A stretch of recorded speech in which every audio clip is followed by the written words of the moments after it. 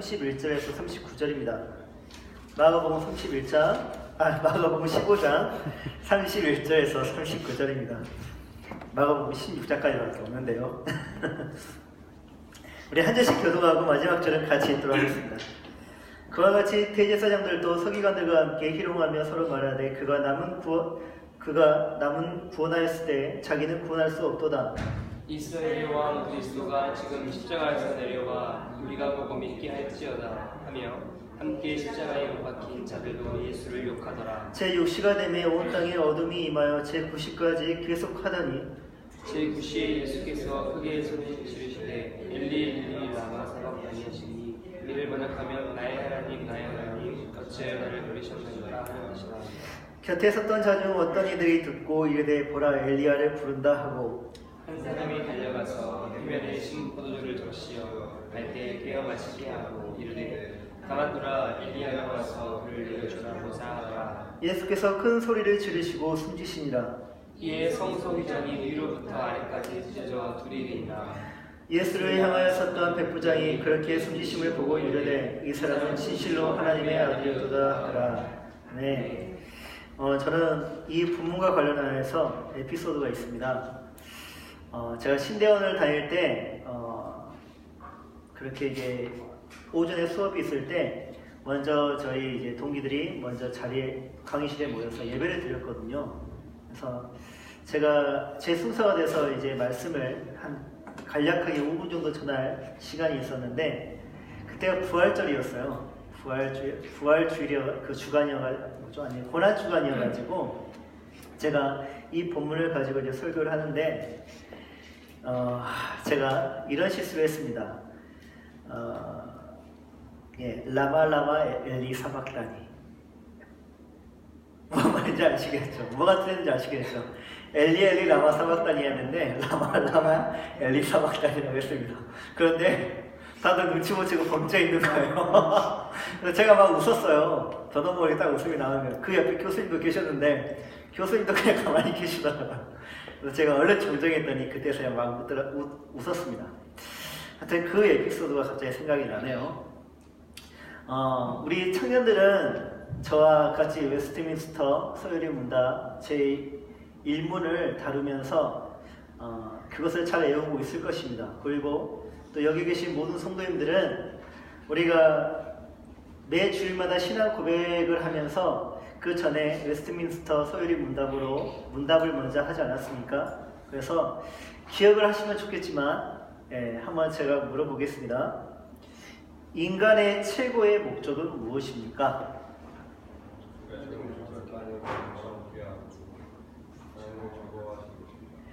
인간의 최고의 목적은 하나님을 영화롭게 하고 영원토록 그분을 즐거워하는 것이죠. 이게 인간의 주요한 목적, 최고의 목적입니다. 그렇다면 왜 웨스트민스터 서유리 문답은 여러 개의 문답이 있는데 왜 첫 번째 질문과 답변에 이것을 집어넣었을까요? 아무래도 가장 중요하겠죠. 정말 중요하니까 이것을 집어넣지 않았겠습니까? 우리 인생들에게 있어서 가장 핵심적이고 중요한 질문이 바로 첫문에 있는 것입니다. 그래서 물어보는 것이죠. 인간의 최고의 목적, 주요한 목적은 무엇입니까? 하고 물어보는 것이죠. 이것을 좀 더 쉽게 풀이해서 적용을 해보자면 당신은 무엇을 위해서 사십니까? 라고 물어보는 것과 같습니다. 여러분은 무엇을 위해서 사십니까? 라고 물어본다면 여러분이 이렇게 답하는 것이 옳습니다. 나는 하나님을 영화롭게 하고 영원토록 하나님을 즐거워하기 위해서 삽니다. 라고 답변을 해야 됩니다. 근데 제가 이렇게 질문할 수 있어요. 당신은 무엇을 위해서 사십니까? 라고 따르면 우리는 무엇을 위해서 살까요? 라고 물어보면 다 각자 사는 목적이 있겠죠? 라고 말할 수 있단 말이에요. 그러면 그리스도인으로서의 우리는 실제로 우리가 아닌 거예요. 모든 그리스도인들은 사는 목적이 하나입니다. 모든 그리스도의 사는 목적은 우리가 아까 답변을 했던 것처럼 하나밖에 없어요. 하나님을 영화롭게 하는 것과 영원토록 하나님을 즐거워하는 것. 모든 그리스도인이, 우리라고 일컬어지는 모든 그리스도인이 이 고백을 해야 된다는 거예요. 목적이 여러 개일 수가 없다는 것입니다. 왜 그렇다면 우리는 이 하나님을 영화롭게 하는 것, 그리고 영원토록 하나님을 즐거워하는 것, 왜 이것을 믿음으로 고백하는 것일까? 이유는 간단합니다. 하나님이 우리를 그렇게 만드셨어요. 그런 목적으로 우리를 창조하셨기 때문에 우리는 그 목적으로 살아가는 것이지 다른 이유가 없습니다. 즉 우리 인간은 삼위일체 하나님을 영화롭게 하고 영원토록 삼위일체 하나님을 즐거워하기 위해서 만들어진 존재입니다. 문제는 우리가 인생을 가지고 일생을 살지 않습니까? 이생이 아니죠. 일생이죠. 일생을 사는데 그 목적대로 살고 있는지 스스로 분별하기가 어렵고 스스로 점검하기가 매우 어렵다는 것이에요.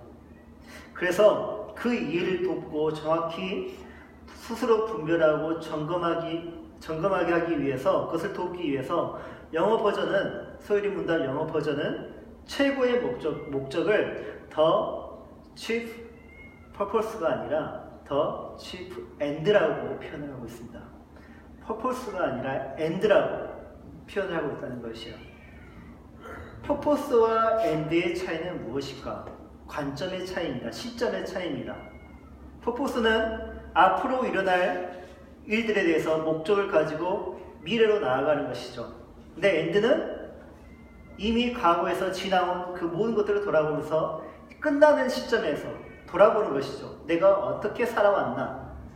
내가 살아온 그 삶을 보면 내가 어떤 목적으로 살아왔는지 정확히 분별할 수 있고 점검할 수 있다는 것이에요. 그렇지 않습니까?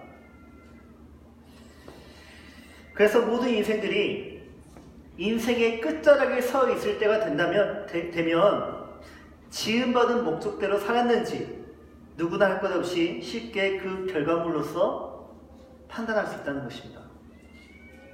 제가 왜 이야기를 꺼낸 것일까요? 그 이유는 예수님의 죽음을 통해서 그가 사는 동안 무엇을 위해서 살았는지 알고자 함입니다. 예수가 남긴 결과물로 우리가 그 인생을 한번 평가해보자 하는 것이에요. 그가 사람으로서 하나님을 영화롭게 했고 또 영원토록 즐거워했는지 한번 살펴보자는 것입니다. 그리고 그가 정말 우리의 주님이시고 그리스도이시며 살아계신 하나님의 아들이신지 우리가 한번 제대로 알아보자는 것이에요. 자, 우선 예수님의 인생을 알아보기 전에 우리가 요셉의 인생을 한번 살펴보기를 원합니다. 요셉 잘 아시죠? 여러분은 요셉의 인생을 어떻게 생각하십니까? 보통 그의 인생을 두고 성공한 인생이라고 말을 합니다. 그래서 자식을 낳을 때 이름을 요셉이라 짓기도 하죠. 그가 노예 신분에서 당시 세계 최강국의 총리까지 되지 않았습니까? 그래서 그를 성공한 인생으로 보는 것입니다. 그래서 우리는 그의 파란만장한 인생을 그냥 간과하는 경향이 있습니다. 성공을 위해서 필요했던 과정으로 여기는 것이죠.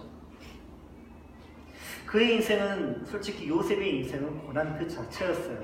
아닌데요. 요셉은 형제들 사이에서 가장 아버지의 사랑을 많이 받았고 또 가장 좋은 옷을 입었는데요. 그리고 나중에 비록 노예였지만 가정 총무도 하고 나중에 애굽의 총리도 되었는데요. 파란만장하지 않는데요? 라고 되물어 볼 수 있습니다.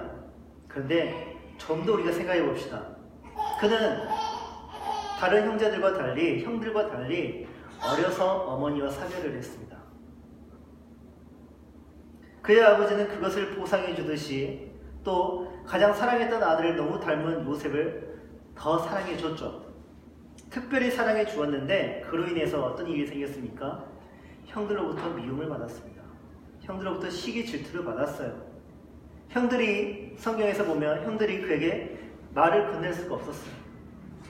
무엇을 의미합니까? 아버지가 잘못한 건 맞긴 하죠. 네, 그 말은 요셉이 혼자 컸다는 말이에요. 형제가 있었지만 형제 없이 혼자 컸다는 말입니다. 그거는 외롭게 늘 홀로였다는 것입니다. 결국 그는 형들에 의해서 애굽의 노예로 팔리고 말았습니다. 부잣집 도련님의 아들이었죠. 도련님이었죠. 근데 노예로 전락한 그가 그 상황을 이해할 수 있었을까요? 그는 애굽의 시위대장 보디발의 노예로 팔리게 되었습니다. 그때 보디발은 요셉을 보면서 그와 함께하는 또 다른 존재를 하나를 보았습니다. 바로 여호와 하나님이었습니다. 그가 여호와 하나님이 요셉과 함께하면서 그를 범사에 형통하게 하신 것을 보았다고 성경에는 기록되어 있습니다. 보디발은 요셉을 가정 총무로 삼았습니다. 맡기는 일만 너무 잘하거든요. 맡기기만 하면 모든 결과물이 잘 나오거든요. 해서 요셉도 스스로 생각하기를 인생이 달라지나 싶었을 것입니다. 근데 보디발의 아내가 그에게 억울한 누명을 씌우고 말죠. 결국 요셉은 어떻게 되죠? 가정 총무가 된 지 얼마 되지 않아서 이제 죄수가 되죠. 그래서 감옥에 갇히게 되었습니다. 과거 일이 떠올랐을 거예요. 감옥에 갇힐 순간.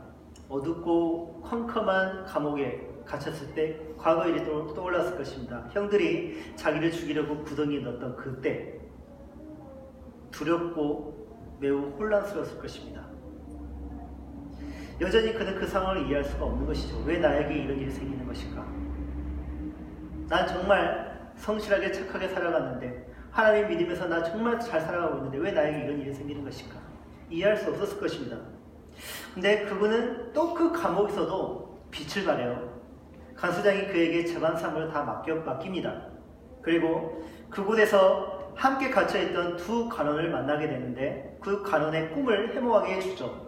그때 한 관원장이 요셉에게 큰 은혜를 입습니다. 그래서 요셉이 부탁을 하죠. 나를 기억하여서 내 억울함을 풀어주십시오.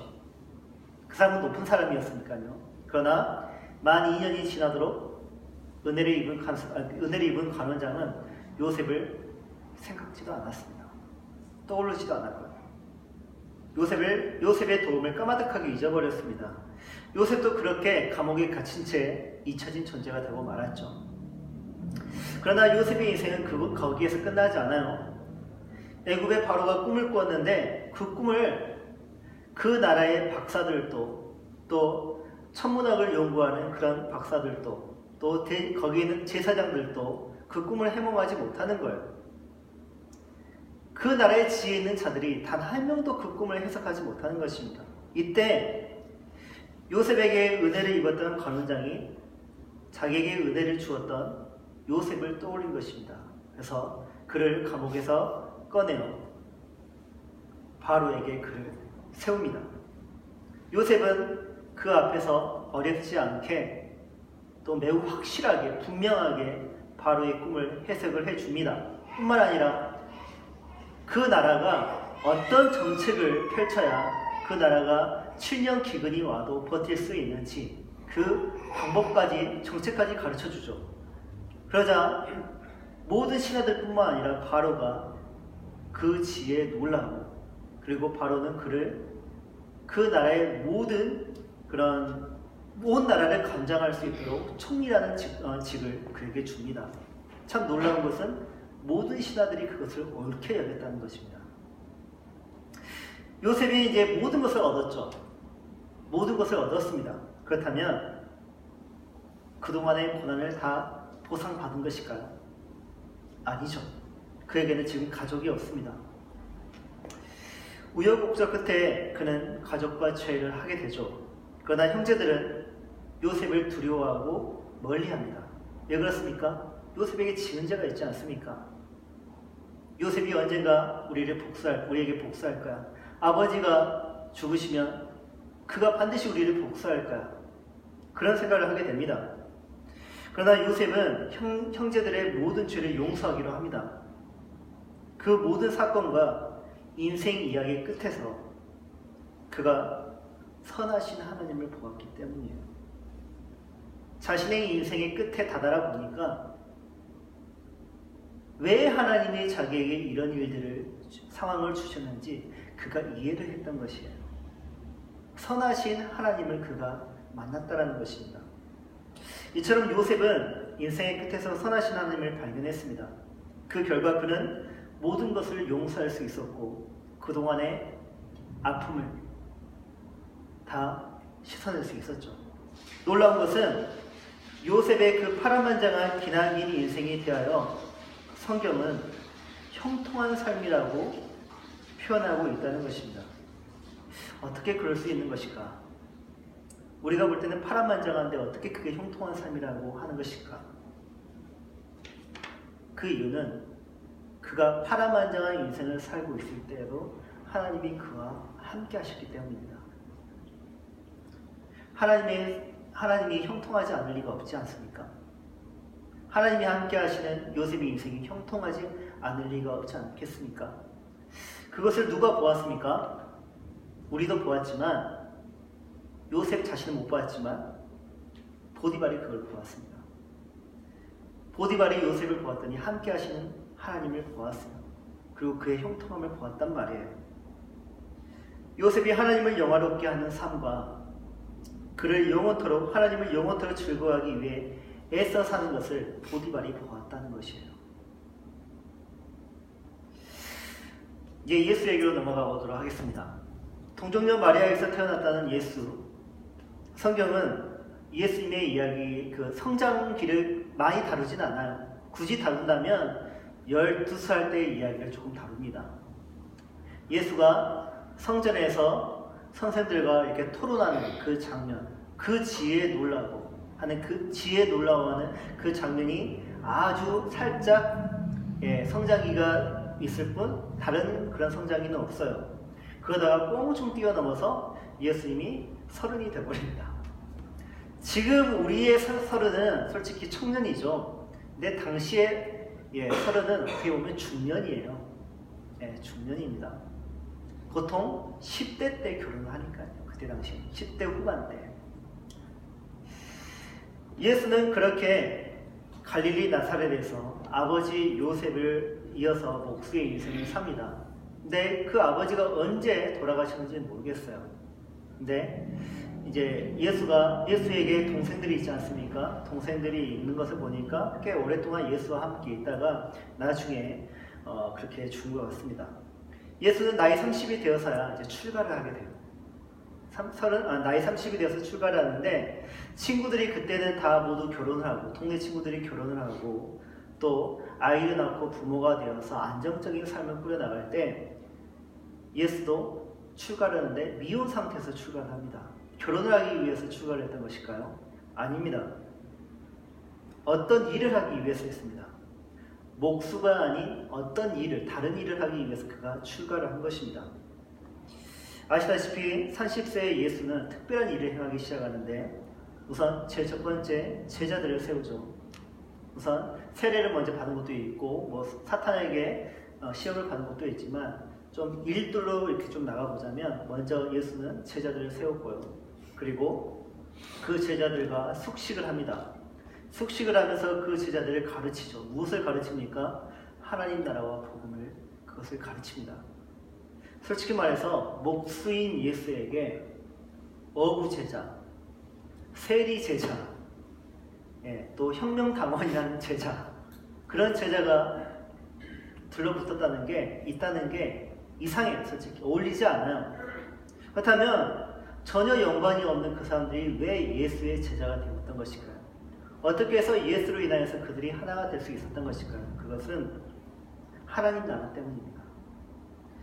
그들 모두 로마 제국의 그 식민지 상태에 놓여 있었고 그들은 하나님의 나라를 간절히 꿈꿨습니다. 그들의 성전이 온전히 회복되기를 원했고 성전을 중심으로 하나님의 나라가 우뚝 서기를 원했습니다. 그 열망을 있었는데 그 하나님의 나라를 누가 제시하고 있습니까? 예수가 제시했단 말이에요. 예수님이 그들과 함께 일을 할 때마다 하나님의 나라는 곧 실현될 것만 같았습니다. 이제 곧 하나님의 나라가 실현되겠구나, 도래하겠구나. 무엇을 할 때마다 예수가 기적을 일으킬 때마다 예수의 지혜와 권능을 볼 때마다 과거 선지자들의 전면 특허였던 기적들이 어렵지 않게 아주 쉽게 일어날 때마다 사람들이 그것을 보고 예수를 따를 때마다 그들은 하나님의 나라를 더욱더 열망하게 됩니다. 그리고 수많은 사람들이 지지하기 시작하죠. 민중들이 예수님의 편에 서기 시작합니다. 이것을 시기 질투했던 바리새인들과 서기관들이 예수님과 논쟁을 합니다. 제자들은 그들과 상대가 되지 않아요.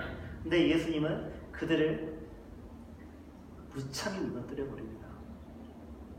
그의 모든 일은 목수의 것이 아니죠. 그의 모든 일은 그리스도의 것이고, 그리스도는 하나님의 나라를 분명 세우실 것입니다. 그러나 모든 일이 이처럼 형통했던 것은 아니에요. 예수님이 사탄의 시험을 받았던 적도 있었고, 세상에서의 성공을 위해 예수님이 이용하려던 제자들과의 갈등이 있었습니다. 그리고 예수를 시험하고 죽이려 했던 바리새인들과 서기관들과의 그런 갈등이 아주 고조되었고, 또 예수가 미친 줄 알고 예수님을 붙잡으러 온 가족들이 있었습니다. 고향에 갔더니요, 고향에서 그 예수를 배척을 했고요. 예수는 그렇게 늘 갈등 속에서 혼자였어요. 솔직히 혼자였습니다. 그에겐 더 이상 가족도 친척도 고향도 돌아갈 집도 없었습니다. 게다가 그는 하나님에게도 버림을 받습니다. 신에게 버림받은 사나이가 된 거예요. 그는 죽어가면서 느끼는 고통으로 인하여서 처자에게 하나님께 부르짖습니다. 구원해달라고. 엘리 엘리 라마 사박다니, 나의 하나님이여 나의 하나님이여 하고 계속해서 부르짖는 것이에요. 그러나 하나님 어떻게 하십니까? 외면하셨죠. 침묵하셨죠. 사람들은 그 모습에 대해서 이렇게 정리를 했습니다.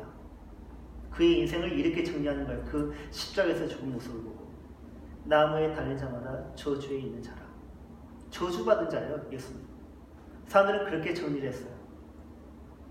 분명 신명기에서는, 모세오경에서는 나무에 달린 자마다 저주를 받은 자라고 하니까 저 예수는 하나님께 저주를 받은 자야. 결국 무슨 의미합니까? 실패한 자라는 것이에요. 여러분은 예수의 일생을 보면서 무엇을 느끼셨습니까? 솔직히 말해서 누가 예수처럼 살고 싶을까요? 예수님 닮고 싶습니까? 예수님처럼 살고 싶습니까? 낮의 해처럼 밤의 달처럼 그런 노래가 있는데, 그 노래에 이런 가사가 있어요. 예수님처럼 바울처럼 살 수 없을까? 우리가 정말 그렇게 노래 부르고 그렇게 소망할 수 있을까? 그런 생각이 듭니다. 그런데 왜 우리는 그렇게 고백하는 것일까요? 왜 예수님처럼 살 수 없을까? 라고 고백하는 것일까요? 그 이유는 예수님에게서 하나님을 영화롭게 하고 영원토록 하나님만을 즐거워하는 온전한 삶을 보았기 때문입니다. 복음서를 보실 때 예수님이 어떻게 말하고 행동하고 가르치고 일하는지 살펴보십시오. 모두가 다 하나님을 영화롭게 하기 위해서, 하나님을 영원토록 즐거워하기 위해서 다 그렇게 맞춰져 있다는 것이에요. 우리는 발견합니다. 예수님이 하나님을 영화롭게 하는데, 또 하나님을 즐거워하는데 최고의 목적을 두고 그 인생을 살고 있다는 것을 우리는 발견할 수 있습니다. 그의 인생이 남긴 결과물은 바로 이것이에요. 십자가에서 죽은 그의 최종적인 모습이 바로 하나님을 영화롭게 하는 데만 있다는 것이에요. 그리고 그는 죽어가면서 하나님으로 인하여 즐거워하고 기뻐하며 자신의 삶을 하나님께 온전히 바쳐버립니다. 우리는 지금까지 하나님을 영화롭게 하기 위해서 교회를 세웠고, 또 예수연 교회 이름으로 이렇게 예배를 드리고 있습니다. 하나님을 영화롭게 하기 위해서 우리는 구제를 하고 있고, 또 선교도 하고, 또 하나님의 말씀을 배우고 그렇습니다. 그리고 하나님 앞에서 경건의 삶을 계속해서 유지하고자 더욱더 노력하는 모습을 갖췄습니다. 무엇으로요? 기도하면서, 그리고 묵상을 하면서. 그렇다면 여러분들은 그 삶에 몇 점짜리라고 이렇게 점수를 줄 수 있겠습니까? 100점을 줄 수 있겠습니까? 아니면 점수를 좀 더 하향을 시키겠습니까? 우리는 이 시점에서 어떻게 하는 것이 하나님을 영화롭게 하는 것인지 좀 더 알아봐야 할 것 같아요. 좀 더 구체적으로 하나님을 영원하게 하는 삶이 어떤 삶인지 알아야 할 것 같습니다. 성경에서 표현된 영광 또는 영광이라고 이렇게 할 수 있는데, 영광은 문자적으로 무겁다라는 뜻이에요. 무겁다. 이것은 질량에 대한 무게감을 의미하는 것이 아니라 한 사람이 남들보다 더 탁월하게 가지고 있는 그 무엇을 대할 때 그 묵직함이 있지 않습니까? 그것을 의미하는 것입니다. 예를 들어서 야구 보십니까? 야구를 보시면 아마 SK 와이번스의 힐만 감독을 기억할 것입니다. 지금은 감독이 아니죠. 힐만 감독은 SK 와이번스의 6대 감독입니다. 그리고 팀 최초로 외국인 사령탑에 오른 감독입니다. 그는 어떤 그런 리더십을 가졌냐면, 선수들 개개인의 강점에 맞춰가지고 자유롭게 자신의 재능을 발휘할 수 있도록 무대를 만들어줬어요. 보통 감독들은 내가 원하는 방식대로 선수들이 따라오기를 원하잖아요. 그런데 그는요, 무대를 만들어줬어요.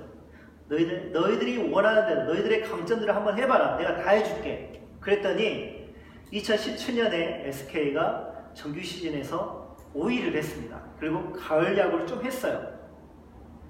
뿐만 아니라 하나의 수식어가 그 SK 와이번스에 붙었는데 홈런 공장이라는 수식어가 붙었습니다. 홈런 타자들이 즐비한 것이에요. 그리고 그 다음에 2018년에 SK는 정규리그에서 2위를 합니다. 그래서 포스트 플레이오프에 직행을 하게 되는데, 그 후 SK는 그 포스트 시즌에서 승리를 하고 한국 시리즈에 오르게 됩니다. 결승이죠. 결승에서 두산 베어스, 정규 시즌 1위였던 두산 베어스와 맞붙었는데, 보통 정규 시즌 1위 하는 데가 한국 시리즈를 우승하게 돼요. 그런데 참 놀랍게도 SK 와이번스가 두산 베어스를 압도해서 한국 시리즈에서 우승을 했습니다. 2년 만에 너무나 큰 성과를 올렸죠. 힐만 감독이. 그래서 SK 와이번스가 재계약을 추진했습니다. 그런데 그가 거절을 했어요. 왜 거절한 줄 아십니까? 가족을 위해서요. 가족을 위해서 미국으로 돌아가겠다는 것입니다. 그가 그 제안을 고사를 하면서 이런 말을 남겨요. 이런 결정의 이유는요, 다 가족 때문입니다. 나의 신념을 누구에게 강요하는 것은 아닙니다.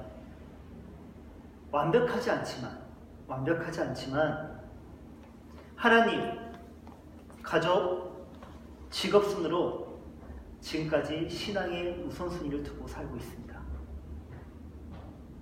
그가 그렇게 말합니다. 그 말을 했을 때 수많은 기자들이 다 그 말을 뉴스로 글로 남겼습니다. 야구 팬들뿐만 아니라 야구를 잘 알지 못하는 사람들도 그의 말에 다 칭찬과 존경과 박수를 아끼지 않았습니다. 야구인으로서의 탁월함이 있었죠. 그리고 신앙인으로서의 탁월함이 있었죠. 그리고 가장으로서의 탁월함이 있었습니다. 그래서 그에게 빛이 많이 났던 것 같아요. 그리고 그가 어떻게 한 줄 아십니까? 이 모든 영광을 하나님께 돌립니다. 그랬습니다. 이것이 영광을 돌린다는 의미예요. 힐만 감독은 그 자신을 통해서 하나님의 영광을 나타내지 않았습니까?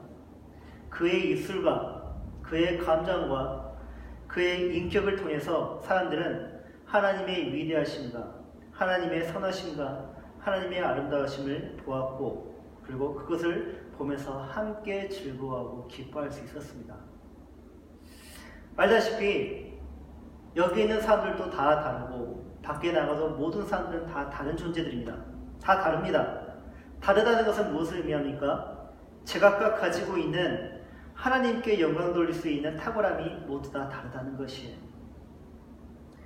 이때 우리는 오해하지 말아야 할 것은 사람마다 가지고 있는 탁월함에는 우열이 없습니다. 세상을 보고 또 사는 것을 보면 우열이 있다고 우리는 착각할 수 있어요. 내 것보다 저 사람 것이 탁월해. 나는 저 사람보다 열등해. 그러니까 내 삶을 이럴 수밖에 없어. 라고 착각할 수가 있는데, 여러분 오늘 또 오면서 봤을 것입니다. 벚꽃이 만발을 했죠. 그래서 우리의 눈을 즐겁게 하고 있습니다. 근데 여러분들은 그것을 보면서, 그 나무들을 보면서 아름다움의 순위를 매길 수 있었습니까? 한 나무 한 나무가 아름답지 않았습니까? 그리고 그 나무들이 조화를 이룰 때 우리는 탄성을 자아내지 않았습니까? 이와 같이 모든 인생들이 그렇습니다. 자신이 가지고 있는 탁월함을 가지고 하나님이 주신 목적에 따라 최선을 다해서 살 때 그 자체만으로 아름답고 신비하다는 것이에요. 그러나 압니다. 무엇을 아느냐? 이런 태도로, 이런 마음가짐으로 이 세상을 살면서 하나님께 영광 돌리는 삶이 얼마나 어렵다는 것을 우리는 잘 알아요. 최근에 저에게 많은 일이 있었습니다. 목회자로서 힘든 일을 겪었는데 아마 그 시점이 다리를 다친 그 시점인 것 같아요. 제가 그동안 힘들었던 이유는요, 하나님께 영광 돌리는 삶의 방향을 상실했기 때문에 정말 힘들었습니다. 그동안 제가 수많은 사람들 앞에서 목회의 방향을 소개하곤 했습니다. 제가 그 중에 하나가 자비랑이었죠. 자비랑 비전을 품었던 이유는 제가 하나님보다 사람을 두려워할 수 있는 경우를 제거하기 위해서였어요. 정말 제가 자비량을 하지 않고 우리 성도들의 헌금으로 사례비로 책정을 해가지고, 그러면 제가 헌금함을 볼 때마다 아마 여러 생각을 품게 될 것이에요. 성도들이 11조를 하냐 안 하냐 그것에 대해서 신경을 쓰기 시작할 것입니다. 그런 것들을, 그런 오류들을 다 제거하기 위해서 하나님이 제게 주신 비전이 자비량이라고 생각했습니다. 그리고 개척을 앞서 시도했던 수많은 목회자들을 보았고 그 현실들을 보았습니다. 모두가 만만치 않은 삶을 살고 있다는 것을 제가 보았습니다. 안타까운 것은 그 삶에서, 그 목회자들의 삶에서 형통함이 보이지 않더라는 것이에요. 얼굴이 아주 어둡고 빛이 나지 않고 근심이 있고 오히려 불평과 불만이 더 많더라는 것입니다. 하나님의 은혜를 바라면서 하나님을 영화롭게 하고 그분으로 인해서 영원토록 즐거워해야 되는 모든 목회자들이, 수많은 목회자들이 오히려 사람의 은혜를 기다리고 사람을 기뻐하기 위해서, 사람을 영화롭게 하기 위해서 고군분투하는 모습을 제가 보았습니다. 그 현실을 보면서 나도 모르게 막연한 미래를 생각했던 것 같고 준비를 했던 것 같아요. 나에게도 언젠가 들이닥칠 일일 수 있겠다. 지금은 30대지만 내가 40대 중반 후반이 되면 나도 저런 모습을 피할 수 없지 않겠는가, 그런 생각을 해보았습니다. 근데 저는 이런 말을 하지 않았습니까? 이 땅에 한 명의 그리스도인으로 사는 것으로도 족하다. 어떤 목회자가 되는 것도 참 중요하지만 그 전에 어떤 그리스도인으로 사는 것이 더 중요하다라고 저는 여러분에게 항상 말을 했습니다. 그렇게 사는 것이 하나님을 영화롭게 하는 것이라고 생각했고, 그렇게 내 신앙의 가이드라인을 딱 만들어 놓으면 저는 그 가이드라인 안에서 하나님을 영화롭게 하고 하나님을 기뻐하는 삶을 살 수 있다고 생각했습니다. 근데 언젠가 제가 그 가이드라인을 넘어버렸어요. 제 자신을 영화롭게 하는데 필요한 삶을 설계하는 제 자신을 보았습니다. 언제 보았냐? 아내하고 말다툼할 때 보았습니다. 아내의 음성을 들었을 때 그걸 깨달았어요. 아내와 대화를 나눌 때 그걸 깨달았어요. 아, 내가 가이드라인을 넘어가구나. 하나님이 주신 비전을 넘어가 버렸구나, 내가. 제 심장이 울리더라고요. 목회자인 저도 이렇게 힘들어요. 여러분, 목회자인 저도 이렇게 힘들어요. 이 세상을 살면서 하나님을 영화롭게 하는 삶이, 영원토록 그분을 즐거워하는 삶이 얼마나 어려운지 저도 잘 알아요. 그리고 여러분도 잘 알 것이에요. 그게 얼마나 힘든 것인지. 그러나 여러분 잠시 생각해 봅시다. 여러분이 제 이야기를 들으면서 제가 돌아가야 할 곳이 어디이며 제가 무엇을 해야 하고 제가 어떻게 살아야 하는지 여러분들이 잘 알고 있지 않습니까? 저에게 얼마든지 여러분들이 상담해 줄 수 있지 않겠습니까? 그것이에요. 제가 하나님께 영광 돌릴 수 있는 탁월함은 여러분이 알고 있는 그것이에요. 다른 것이 없어요. 저는 오직 그것을 위해서 살아야 하고요. 추구를 해야 하며 발전시켜야 하고 성숙해져야 합니다. 여러분들은 제가 그렇게 살 때 그것을 보고 저를 존경해 줄 것이고 저를 보고 칭찬해 줄 것이고 저에게 박수를 보내줄 것입니다. 마태복음 25장 21절 잘하였도다 착하고 충성된 종아 네가 적은 일에 충성하였음에 내가 많은 것을 너에게 맡기리니 내 주인의 즐거움에 참여할지어다. 제가 적어도 이런 칭찬을 받아야 되지 않겠습니까? 이제 목회자인 제가 무엇으로 하나님을 영화롭게 할 수 있는지 확실해졌습니다. 다음은 여러분 차례예요. 여러분 무엇으로 여러분 각자마다 무엇으로 하나님께 영화롭게 할 수 있다고 생각하십니까? 이때 여러분이 실수하지 말아야 할 것은 그것은 직업이 되어서는 안 됩니다. 직업이 여러분의 탁월함이 되어서는 안 된다는 것이에요. 직업은 환경이고 수단일 뿐입니다. 요셉이 무엇으로 하나님을 영화롭게 했다고 생각하십니까? 그가 부잣집 도련님으로 살아갈 때 하나님을 영화롭게 했다고 생각하십니까? 그가 시위대장 보디발의 가정 총무가 되었을 때 그 직업으로 하나님을 영화롭게 했다고 생각하십니까? 총리가 그 총리라는 직업이 하나님을 영화롭게 했다고 생각하십니까? 성경을 살펴보십시오. 요셉이 무엇으로 하나님을 영화롭게 했는지. 이때 우리가 2부 시간에 그것을 알아볼 것인데 예수님이 또 무엇으로 하나님을 영화롭게 했는지 한번 보시기 바랍니다. 하나님은 각 사람마다 하나님을 영화롭게 할 수 있는 그 무엇을 주셨습니다. 그것을 가지고 정진해야 됩니다. 우리는 그 누구보다 최선을 다해야 해요. 하나님은 여러분과 항상 함께 하실 것이고 또 하나님은 여러분을 형통하게 하실 것입니다. 지금 이 순간 여러분은 무엇으로 하나님을 영화롭게 하고 있습니까? 지금 이 순간 성도로서 예배자로서 교회로서 여러분은 지금 무엇으로 하나님을 영화롭게 하고 있습니까? 조선시대로 한번 가보죠. 조선은 건국한 이래로 518년 동안 27명의 왕이 조선을 다스렸습니다. 왕이 되기 전에 이른 뒤에는요 대군 또는 군이라는 그런 칭호가 붙여져요. 그러다가 임금이 되죠. 그래서 임금이 되어서 왕으로서의 인생을 살다가 인생을 다하고 이제 무덤에 들어가지 않습니까? 그러면 그 남은 자들이 그 왕의 업적을 평가하여서 그 왕 이름 뒤에 조, 종, 군을 묘 위에 묘호로 붙였습니다. 조라는 묘호는 나라를 건국했거나 그의 버금가는 없죠. 예를 들어서 군단을 극복했을 때 조라는 묘호를 붙입니다. 종은 선왕의 뜻을 계승하여서 훌륭하게 나라를 다스렸을 때 붙여져요. 그럼 군은 무엇일까? 연산군이 있고 그런데 군은요 반정 등으로 폐위가 되었을 때 묘호를 주지 않는 이유로 과거의 이름을 그대로 사용하는 거예요.